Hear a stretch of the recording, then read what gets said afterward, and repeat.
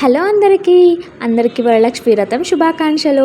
మీ ఇంట్లో ఎలా జరిగింది వరలక్ష్మి వ్రతం? మేమైతే చాలా బాగా జరుపుకున్నాం. మార్నింగే లేచి ఇంట్లో పనులన్నీ చేసేసుకున్న తర్వాత దేవునికి అయితే ఇక్కడ మా అత్తయ్య ఫొటోస్ అన్నీ క్లీన్ చేసేసి బొట్లు పెట్టేసి ఫ్లవర్స్, ఫ్రూట్స్ అండ్ ప్రసాదం కూడా చేసిందనమాట, బెల్లం అన్నము. వరలక్ష్మి వ్రతం అంటే ఇంకా చాలామంది పెద్దగా చేసుకుంటారు, మేమైతే ఇట్లానే చేసుకుంటాం. వాయనం అయితే మేము ఎప్పుడు ఇవ్వలేదు.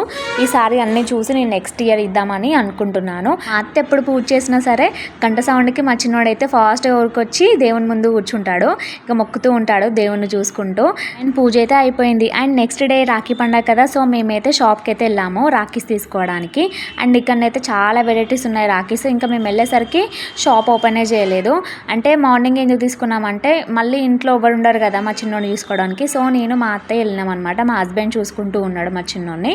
చాలా తక్కువ ప్రైస్లో మంచి మంచి రాఖీస్ ఉండే. ఇవి చూడండి, అప్పట్లో ఇవే రాఖీలు కడుతుండే కదా, సో మా అక్క కూడా ఇవే రాఖీలు తీసుకుందనమాట కట్టడానికి, మా డాడీకి కానీ మా తాతకి కానీ.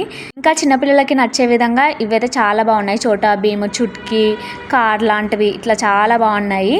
చూస్తుంటే అన్నీ తీసుకోవాలనిపించింది, కాకపోతే అన్నీ తీసుకోలేం కదా, మనకు అవసరం ఉన్నాయే తీసుకుంటాం కదా, మనకు నచ్చినాయి. సో మేమైతే ఇవి సెలెక్ట్ చేసేసుకొని బిల్ చేసేసి వచ్చేసినాము. అట్లనే మాకు ఇంకా ఇంట్లో సామాన్ కావాలంటే కిరాణా స్టోర్కి వెళ్ళామన్నమాట. మేమైతే శనగపిండి, చక్కెర అండ్ ఇంకా ఇలాచి, ఇంకా స్వీట్ ఐటమ్స్ అవన్నీ ఉంటాయి కదా, అవన్నీ తీసుకున్నాము. దీంతో ఏం స్వీట్ చేశానో గెస్ట్ చేసి చెప్పండి, కామెంట్ చేయండి. అండ్ మేము ఇంటికి వెళ్ళేసరికి అయితే మా చిన్నోడి పడుకొని లేచిండనమాట. ఇక వానికి చిరాకు కోసం మేము ఏడ్చిపెట్టి వెళ్ళినామని. అండ్ మన ఛానల్ ఎవరైతే చూస్తున్నారో ప్లీజ్ సబ్స్క్రైబ్ చేసుకొని లైక్ చేయండి. అండ్ నెక్స్ట్ వీడియోలో కలుద్దాం. Bye bye.